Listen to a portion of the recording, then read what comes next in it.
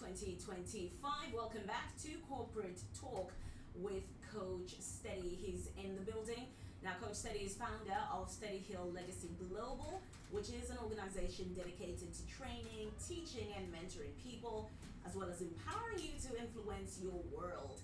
Coach Steady is also CEO of Icon Management Solutions, a company whose vision is to help corporates and startups increase productivity and revenue through things like branding and digital strategy as well. Coach, good morning. Good morning, honey. It's good to be in the studio with you today. Thank you for being here. Now, today we will tackle part two of last week Wednesday's topic, which was leading with conviction and not consensus.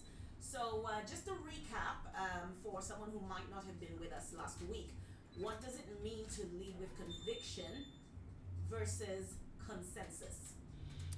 Thank you so much, honey. That's a good one, and I think one of the key things we spoke about last week about leadership is that if you're gonna lead, you gotta be a leader who's going an extra mile and able to do the things that you're passionate about, but also getting feedback from your team.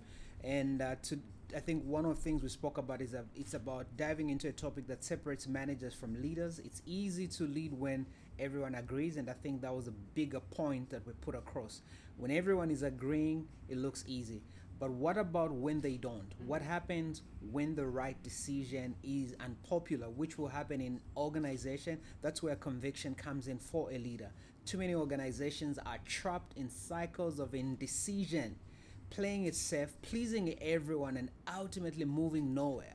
But leadership is not about popularity context. Leadership is responsibility, not a group project.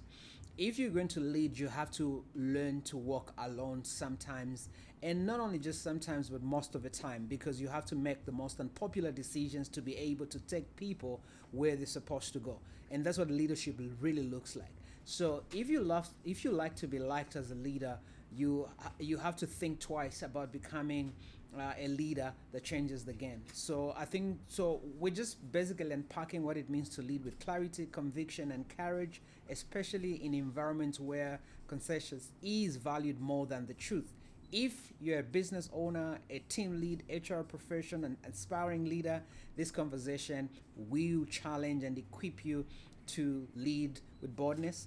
And some of the things I think we covered last week, which we spoke about what does it mean to lead with conviction rather than consensus, and we also spoke about what do leaders struggle to lead with conviction, which is one of the key things: fear of conflict or offending others, desire to be liked or approved of, lack of clarity or purpose or organization mission, pressure from boards, teams, or the public. And I think we've seen it most of the time when you live in a society where everybody wants you to take their direction, but you have to take them in a different direction. That's where the drama really comes in, because most leaders are afraid of backlash. So if I make this bold decision and take the direction I'm supposed to take, what is everyone going to say? What is everyone going to think about me? And like I said, if you're one who likes to be liked, maybe leadership is not really something that you should really think of and something that you should entertain, because it means if you're going to lead, not everyone is going to agree with you, not everyone is going to walk with you, and sometimes people will jump off the boat. But if you are fully convinced about the decision, you have a strong conviction about the decisions you're making and where you're taking the organization, you have to really go an extra mile as a leader to push. The backlash will come. I always tell people, if you like to be liked and you're always concerned about what people say, just look at how they forget the dead. When you're gone, you're gone. So for people that are really attached to be liked, that's one of the biggest reminder. People move on with their lives so quickly.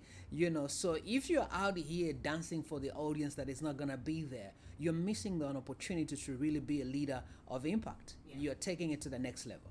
True. Yeah. So then what's the difference between being collaborative and being consensus driven? I think consensus driven people are people that really are group, they are mob driven. Collaboration involves hearing input, then deciding with clarity. And that's one of the things I think I really need to emphasize when we're talking about leading with conviction and not consensus, it's not about being a bully. It's about listening to people, but being bold enough, convinced enough as a leader to be able to make the decision that really benefits the ultimate goal of the organization or the vision. Because that's what really drives us. That's what really pushes us to go to the next level. So hear your people, get their input. It's not just showing up. You've never had a board meeting. You've never had a team building session where you can sit with your team and say, hey guys, this is where we're headed to. I'd love to get your input. And I think also people, when you're leading, especially if you're leading a Zambian organization, a Zambian-led organization, you always have to communicate. One of the things I find about Zambians is you feel like just because somebody allows you to the table to bring in your input, then they must pick your your input. Right. I've seen people just take offense that, oh, you didn't take what I suggested. Yes. It's not that we'll always take what you suggest. Exactly. It's merely a suggestion. Exactly. People catch feelings in places they're not. So I think it's a culture we need to teach our people. It's the same in just in your personal life. People have got opinions about what they want you to do. Yes. They'll come to you, and then when you don't go the direction, they catch feelings. Yes. Please catch flights. Coach. You started. Okay. You All right. started, Coach. Consensus-driven leadership awaits for full. Consensus-driven leadership awaits for full agreement, often never arriving. Collaboration invites voices. Consensus demands uniformity. Leaders should be inclusive but decisive. Be inclusive as a leader, but at the same time, be very decisive. As you build, as you lead your people. Leadership listens, leans, then leads, not bends in. Man, I love this. I feel like I want to do a leadership workshop just now. Because when leaders don't lead well, we don't have people that are willing to go to the next level and organizations that are going to go to the next level. So if you think about leading, be okay with I listen, I'm leaning in, and I'm here and I'm present, but I'm not going to bend. We have a goal, we have an organization to grow and develop. These are some of the things that we need to make sure we do. A quote that I love is a leader listens with openness but leads with courage. Be open to listen but lead with courage. Okay. Yes. Coach, how does a leader handle pushback when leading with conviction? Expect resistance. It's a sign you're leading, and that's a bigger thing. It's not a sign you're a bad leader. Because when people get pushback, you begin to question, am I a good leader? Am I doing a good job? Be comfortable with pushback. Be comfortable with saying people's telling you no. It's okay for people to say that to you, but always be ready to do what you're supposed to do and communicate the why behind your decisions. Don't personalize opposition. This is a bigger thing. Again, we need to grow out of this. Don't personalize opposition. Stay professional. When people say, I do not agree with you, doesn't mean they don't like you. It's not communicating. It's not speaking about your character as a person. It's just that they don't agree with the decisions that you brought to the table. But again, stay, decisive as you do all of those things. Be professional. When people don't agree, stay professional. Be willing to revise. Don't retreat out of fear. Now, this is also a good thing that leaders must understand as you run a business, whether you're an entrepreneur, you're a CEO, just a business leader in any space, is be willing to revise. Be open enough to revise, but don't retreat out of fear. People will retreat out of fear and feel like they're revising, but they're not the same thing. When you're revising is, I'm open to listen. What you're saying really makes sense, and I want to go back and really look at what you said. When a person has got their mind made up, you're walking into a board meeting, or you're meeting up your staff or your team, or you're having just a meeting where your team are just having a conversation and you're talking about what you need to develop. This is where you know that you're also a quality leader, when you're willing to go back and revise. I'm not going to retreat out of fear. I am bold enough, I am grown enough, I'm professional enough to say, guys, your points were great. I want to go back and revise the decisions that I made, and I can come back to the table. So there's a balance in leadership about being decisive, because sometimes people abuse the aspect of being decisive. So even when your team is giving you brilliant ideas, because your ego is too big, you're not willing to listen.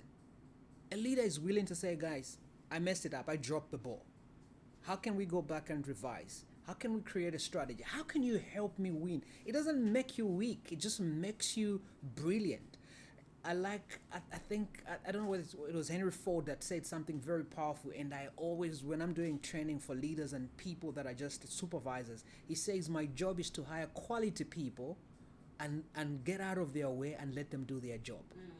And that's a good mark of a leader.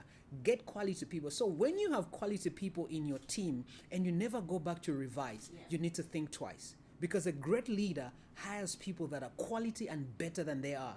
So I'll let you do what you're born to do, and I'll stay out. So if your opinion is always flying, it means you're not doing a good job. You don't have a great And team. also, if you always have to micromanage, Yes, right? yes, then yes. already you have not chosen quality people True. who have the right skill set to just be left alone to do their work. Exactly. And I think that's a bigger one. And you see that in so many organizations. So if you are micromanaging a lot of your stuff and what you're doing, you really need to think harder about your leadership style. And that's why one of the things a leader must be proud of is the quality people they bring in their circle. If you bring in quality people, you go about bragging. And I think this is one of the things I've seen it with entrepreneurs. I think one of the biggest challenges in this country, people don't value quality people. People don't know how to appreciate quality people. You feel like quality people are out there every day, 24/7. Quality people are hard to find. So when you get quality people in your team, you gotta maximize them. You gotta maximize quality people you hire in your business, because they're not there every time. So when you have them, let them do their work. Don't micromanage. Now, what is the role of EI, emotional intelligence, when it comes to leading with conviction? I think it helps leaders deliver hard truth with empathy, being empathetic. As a leader, you gotta feel what your team or your team members are going through, and that's why doing check-ins with the team, finding out how they're doing, is very key as you lead people. Prevents overreaction to resistance, and this is a bigger one, and I think it keeps coming back. When people say no and don't agree with you, you have to find a way to understand. That's emotional intelligence. Builds resilience under pressure.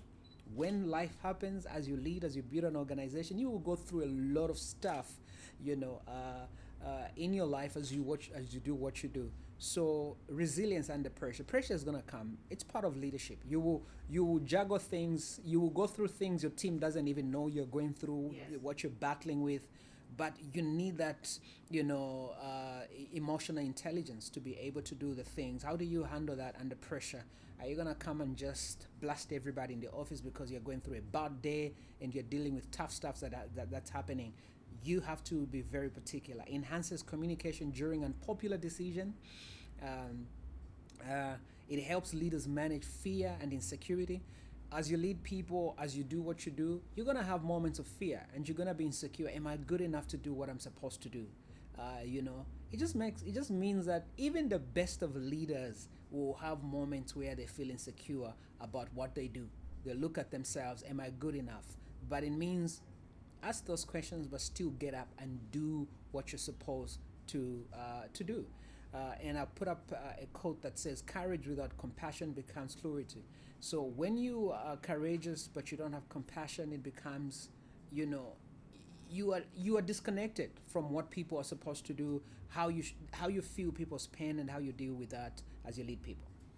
Is it possible for a young or a new leader to lead with conviction?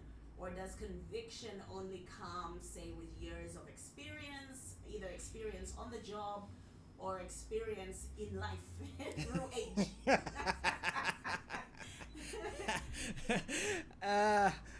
One of my favorite quotes, and I've said it over and over, and there's no shame in my game. I'll repeat it as much as I want. Yeah. Maturity does not come with age. Sometimes age comes alone. So, so when you are a young leader, and ready to go to the next level of what we're supposed to do. This is corporate talk, but I'm gonna try and be a little bit political right now.